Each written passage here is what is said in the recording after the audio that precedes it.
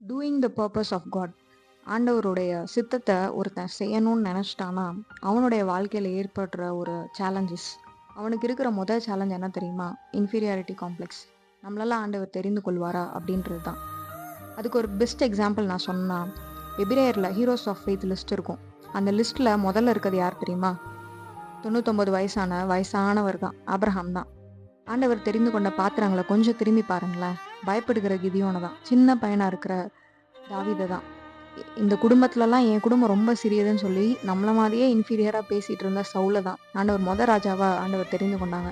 So ஆண்டவர் தெரிந்து கொள்ளுகிற பாத்திரங்கள் எல்லாமே குறைவுள்ள பாத்திரம் தான். ஆனால் அந்த குறைவுள்ள பாத்திரத்தையும் ஆண்டவர் நிறைவாக்குனாங்க. இல்லை, கானானூரில் வெளியில் வைக்கப்பட்ட அந்த கற்சாடியை ஆண்டவர் உள்ளே கொண்டு வந்து கழுவுறதுக்கு வச்சுருந்தாங்கங்க. அதை ஆண்டவர் உள்ளே கொண்டு வந்து திராட்சை ரசமாக மாற்றுற ஒரு பெரிய கற்சாடியாக ஆண்டவர் மாற்றினாங்க. எவ்வளோ மகிமையான காரியம். இன்னைக்கு நம்மளும் அப்படிப்பட்ட ஒரு பாத்திரமா இருந்தாலும் ஆண்டவர் நிறைவா மாற்றுறதுக்கு அவர் போதுமானவராக இருக்கிறார். ஸோ உங்களோட பர்பஸோ உங்களோட உங்க தகுதியோ இதுக்கு தேவையே கிடையாது. ஆண்டவருடைய பெரிய தகுதி என்ன தெரியுமா? நம்மளுடைய தகுதி அவருடைய பிரசன்னம் மட்டும்தான். ஸோ கர்த்தரை நம்புங்க.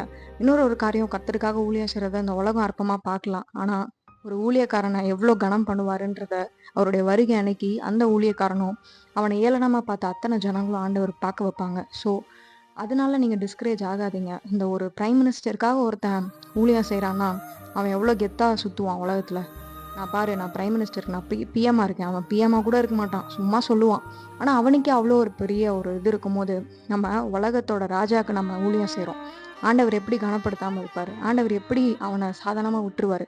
ஸோ உங்கள் லைஃப் எக்ஸ்ட்ராடினரியாக ஆக்க தான் ஆண்டவர் உங்கள் லைஃப்பில் வந்திருக்காங்க. ஸோ ஆண்டவரை நம்புங்க. கர்த்தர் நிச்சயம் அவங்களை நடத்துவாங்க. Praise the Lord.